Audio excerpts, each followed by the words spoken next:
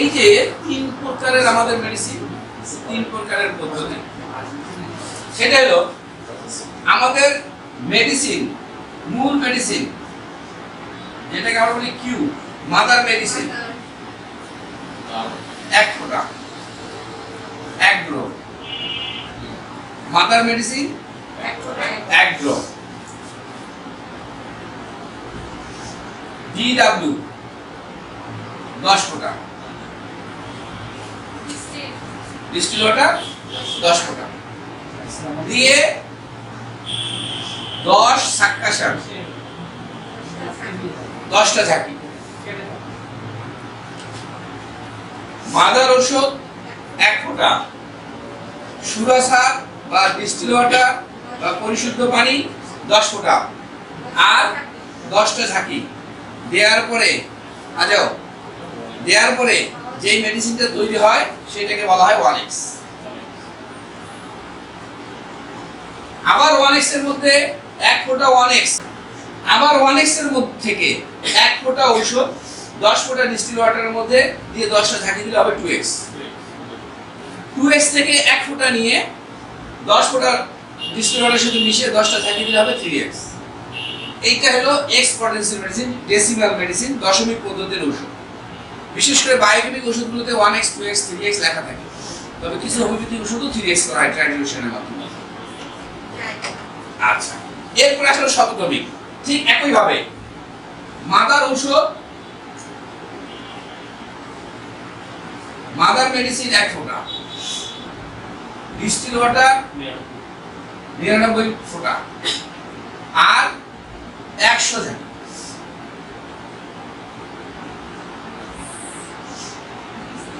দিলে 1 হবে।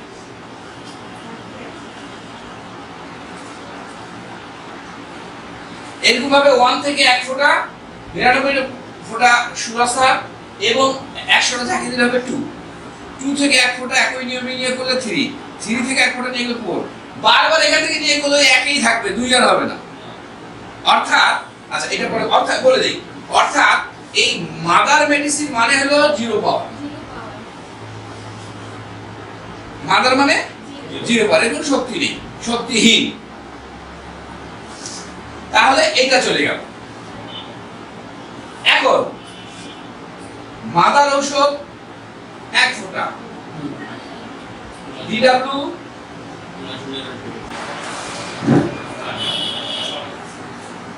আর সাক্কাশন হবে 100। এইটা হবে 01।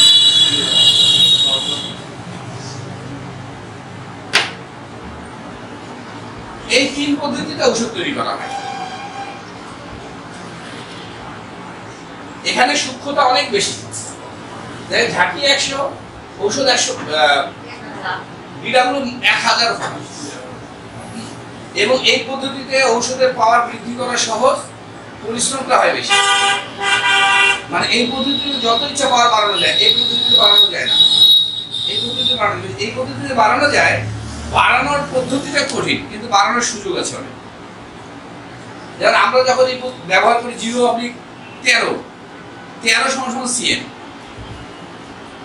যদি 13 CM হয় তাহলে 26 কি হবে? 2 লক্ষ না, 13 যদি CM হয় 19 হবে 2 লক্ষ, 19, 24 হবে 3 লক্ষ, 27 হবে 4 লক্ষ। এইভাবে তাহলে আমরা যখন 0.50 একটা ওষুধ কাউকে দিচ্ছি, প্রায় 2.5 কোটি পাওয়ারের ওষুধ দিচ্ছি।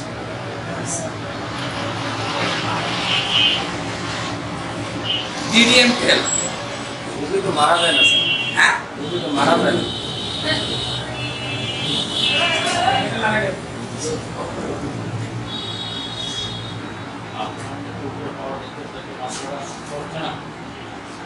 রোগী মারা যায় 2টা পাওয়ারে,